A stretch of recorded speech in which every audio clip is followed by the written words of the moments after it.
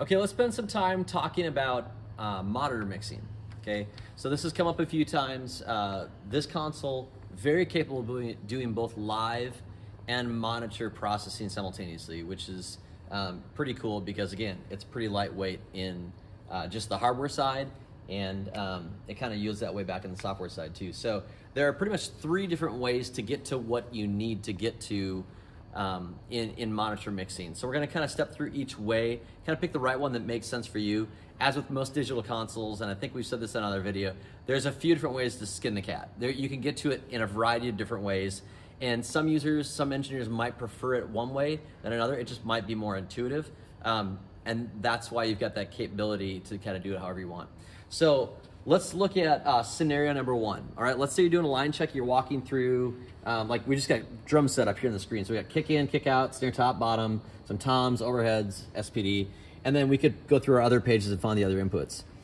So we can just go into the channel view for, here we are in kick in, and if you were in a plug-in or something, like this is what you saw, click the back to main button. It will take you back to the kind of this main screen of channel view.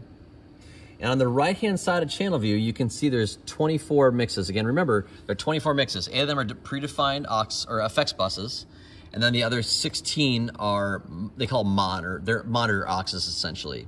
We use that bottom one for routing effects returns. We've covered that in another video.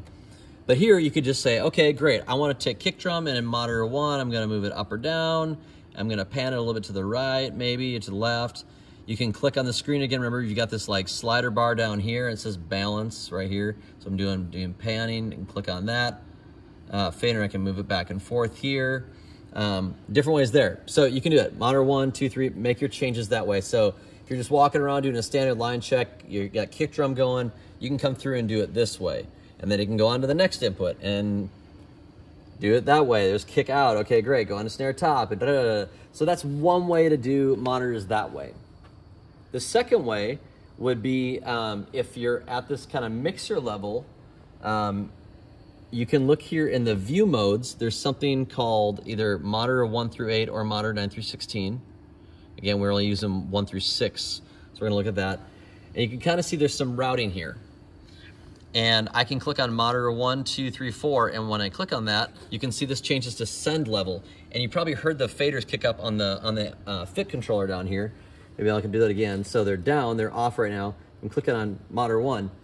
Here's the mix for monitor 1. If I go through each page, I can see here's the band levels, here's the vocal levels, down to that bottom over here's the utility channels. Going back up to the top one, here's drums. So I can see all that right here, and then there's panning associated accordingly with that. If I click on monitor 2, sorry, up here, if I click on monitor 2, the faders move, and then monitor 3. I'm looking at each mix. You can kind of see the faders are in a little bit of different position, and maybe even the panning. Here's the panning that kicks straight up, and here the panning's kicked to the left, no pun intended. Here it is straight up again. You kind of have that all around. So that's view mode, or that's method number 2, utilizing view modes. If I want to jump out of that, I'm just going to click on that again, and it goes back to the house channel. Along that same vein, we can also do something. There's a flip button on the LV1. So if I hit flip, it goes green. If we look across the top here, if you remember back when we looked at channel mode, you'd see kind of effects 1 to 8, mon 1 to 8, mon 9 to 16, right? So let's go and look at channel again real quick. You'd see here, effects 1 to 8, mon 1 to 8, mon 9 to 16. I'm kind of selecting which of these 8 I'm looking at. So think about that when you're looking at here, the fit controller.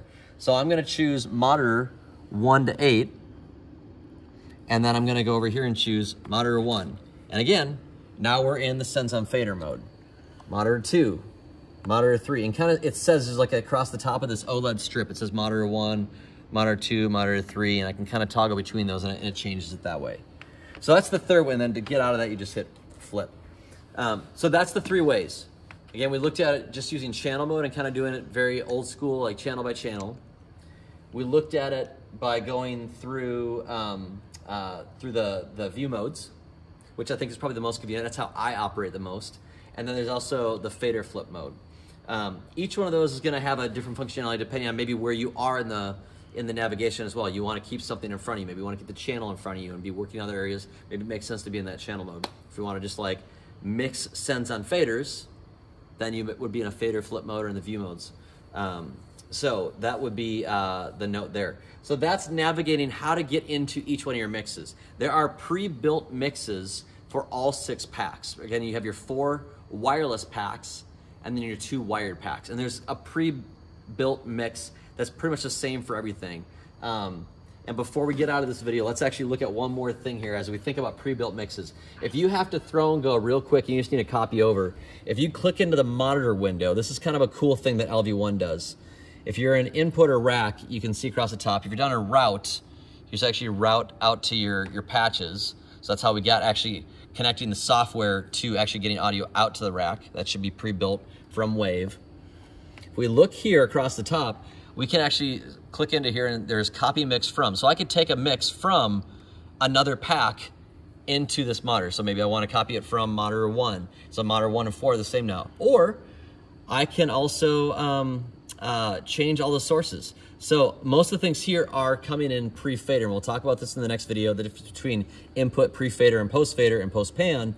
But I can change all of the sources, all the inputs coming into this mix can now be pre-fader. Maybe you want mix 7 to be all post-fader and you want mix 6 to be all pre-fader. You can do that by a simple button push right here. Just convert everything instead of going one by one to every channel. So that's super convenient.